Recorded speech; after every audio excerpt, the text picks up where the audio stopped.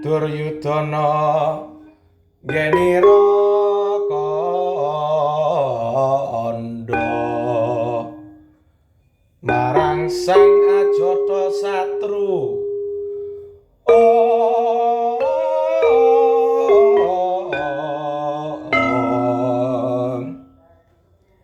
Baboyayi maju palagan tinanding lawan Bapa Salya.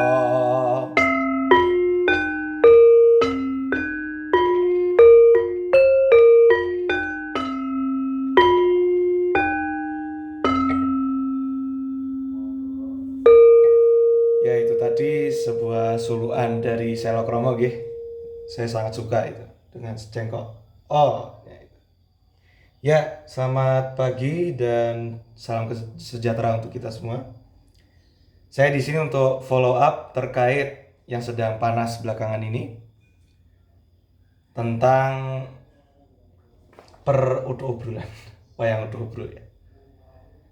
Nah, sebelum saya datang ke masalah fiktif yang paling diributkan ya, saya cuma mau bilang bahwa saya di sini murni mengutarakan pendapat dan gagasan. Ketika sesuatu itu sudah di WBTB bukan berarti kita itu tidak boleh mengkritisi, dan saya berpendapat. Ketika dari suatu pihak itu sudah mengeluarkan karya ilmiah, baik itu dalam bentuk video maupun tulisan, dan tulisan tentang warisan budaya tak benda wayang utuh-ubrul itu bisa diakses di websitenya Kemendikbud kalau nggak salah ya, yang ada menyebut Mogo Cindro itu tokoh khas Kedung. Nah, saya bisa saja mengkritik hal tersebut begitu. Hanya berbekal dari situ, meskipun bekalnya boleh dikatakan tidak cukup lah kalau mau dibilang tidak cukup, dan ya benar kalau misalnya orang bilang itu tidak cukup. Tetapi saya sekarang di sini mau lebih karena pengalaman pribadi saja ya. Saya memang dibesarkan di Jakarta. Saya punya tetangga namanya Pak Nur, asli Kecamatan Sigalo, Banjarnegara. Meskipun bukan masuk Wonosobo dan bukan orang Selokromo, tetapi beliau itu penggemar getolnya Mbah Nio. Sebisa mungkin dia itu mengikuti perkembangan pentasnya Mbah Nio, dan menurut Pak Nur yang selalu bersama saya, dari perspektif Pak Nur ya, Mbah Nio itu wayangannya Coro Kedu gitu. Nah, ketika ada utuh-ubrul ya saya kaget begitu. Wayang apa ini begitu kan? Ya maklum lah, orang yang namanya baru dengar berita pada tahun 2021 kalau nggak saya, 2022 itu, waktu corona itulah. Nah, oke, kita lanjut ke pembahasan yang lebih dagingnya ya, tentang kata fiktif ini. Sebelum saya mulai lagi disclaimer ya, supaya di sini semua orang pada tahu. Saya dengan Pak Bandi selaku istilahnya pewaris tradisi dari wayang utuh-ubrul atau wayang ubrul. Ketika saya diberikan buku tahun 1947 itu masih wayang ubrul tulisannya ya. Sudah akur, kami berdua sudah bersilaturahmi dan sudah minum teh bareng, sudah bertukar pikiran, dan kami sepakat untuk berbeda pendapat begitu.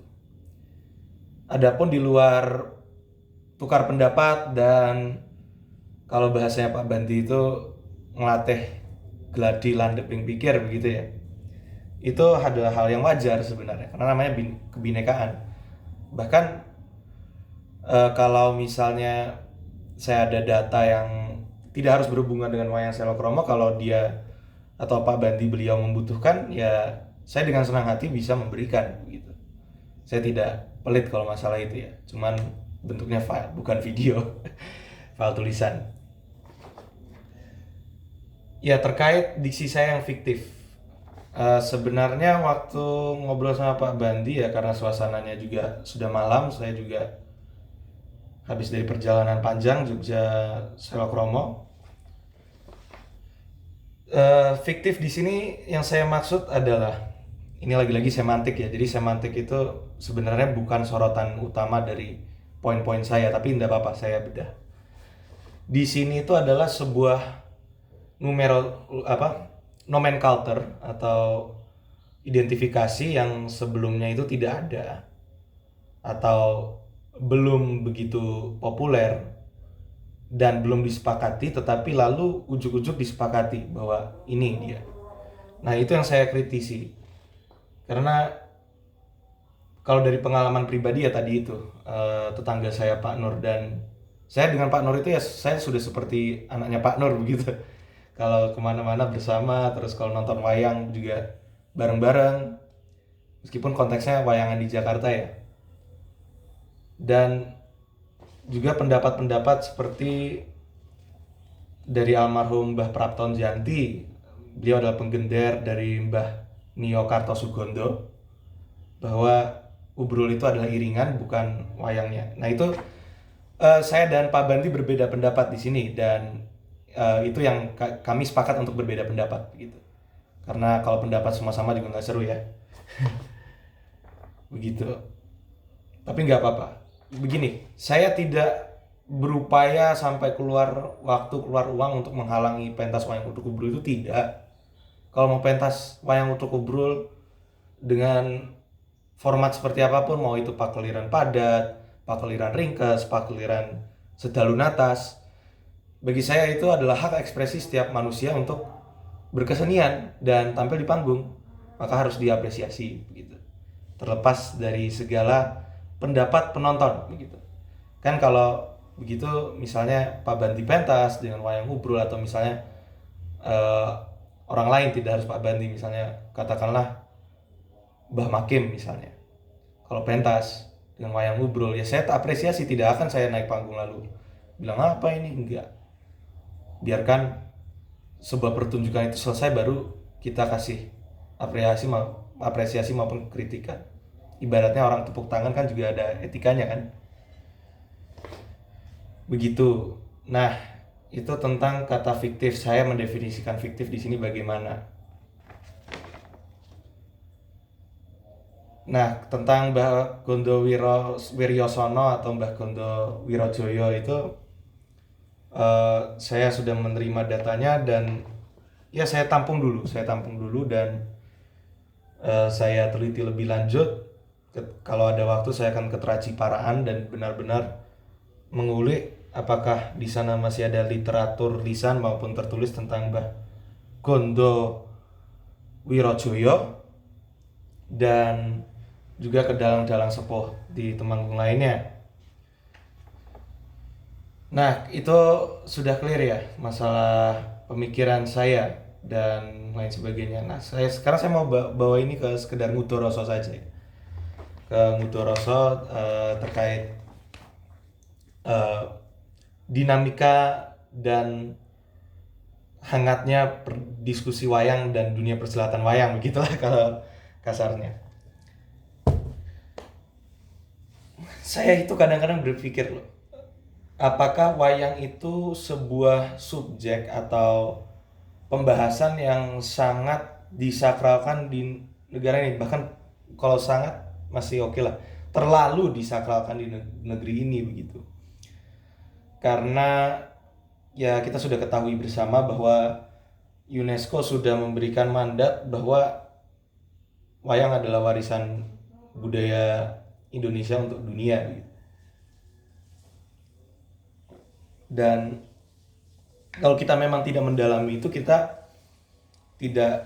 ya sah dan mustahil untuk mengetahui seluk-beluk proses di balik itu, dan juga perkembangan serta adu pendapat di dalamnya begitu. Nah, kalau masalah perdebatan wayang begini, saya itu cita-citanya ya, kita bisa dong berpendapat semaunya, bahkan kalau levelnya masih pendapat tuh semaunya saja, karena kebebasan berpendapat sudah dilindungi dalam undang-undang juga, dan ya secara hak asasi manusia. Bukannya saya coba-coba untuk membawa hak asasi manusia di sini ya, ini tidak harus juga tentang wayang, tentang hal-hal yang lebih universal juga gitu.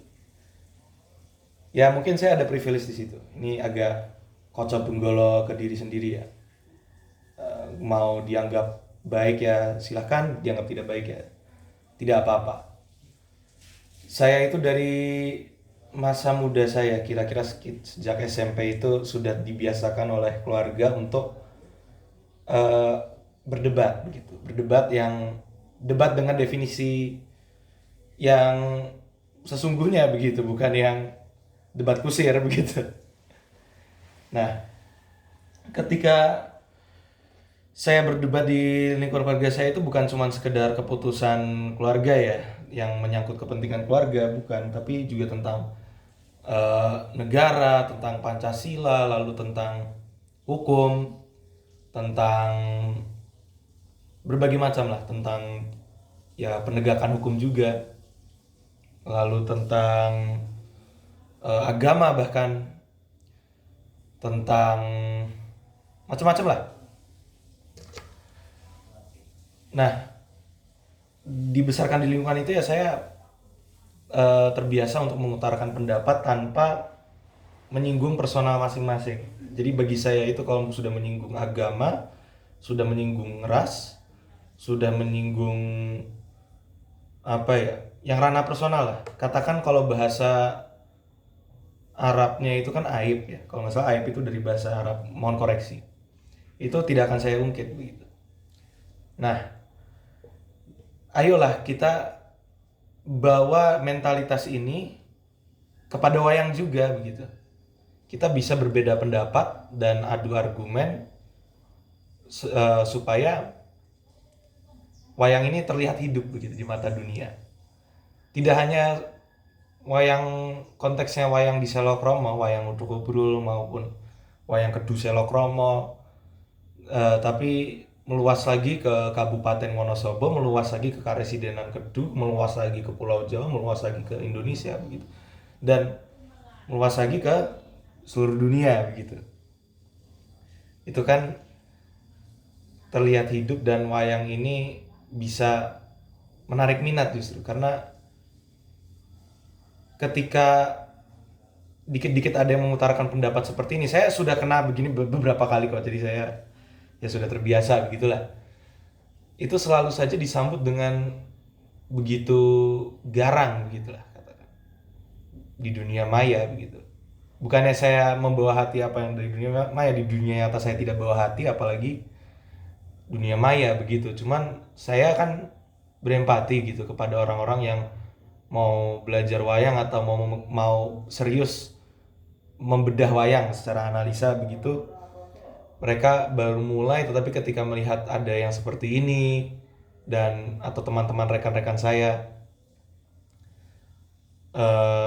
mengkritisi seperti ini dan meledaknya jadi seperti ini, itu kasihan. Kalau mereka kuat mental ya mereka lanjut saja, tapi kalau mereka tidak kuat mental ya mereka jadi murung terus menjauhi wayang itu sendiri. Jadi kan ada satu jiwa di situ yang sangat disayangkan gitu.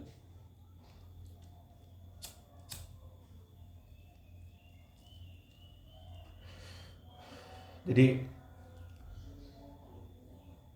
apakah wayang seadiluhungnya wayang itu tidak boleh kita sentuh begitu? Kalau bahasa teman saya dari Ungaran sana itu, jangan letakkan wayang di atas sebuah altar yang hanya disembah-sembah dan hanya diberikan persembahan juga gitu. Sesaji begitu. Kalau cara orang Tionghoa ya. Maksudnya tidak bisa dikritisi, tidak bisa dibedah, tidak bisa benar-benar dibumikan begitu loh. Ini ada sebuah gelanggang perdebatan yang namanya wayang begitu. Tanpa membawa hati, tanpa membawa itu, ya kita sifat satria saja lah begitu. Kalau sudah ranahnya debat ya kita debat sejujur-jujurnya, pemikiran-pemikirannya. Kalau sudah bukan ranah debat, sudah misalnya latihan ubrul misalnya atau latihan kedu, ya itu ya kita maju saja gitu, bisa duduk main gamelan itu kan sudah selesai gitu. Kalau yang merokok ya merokok bareng, kalau yang ngopi ya ngopi bareng, kalau ngeteh ya ngeteh bareng. Ya begitulah respon saya sejujur-jujurnya dan seterbukanya.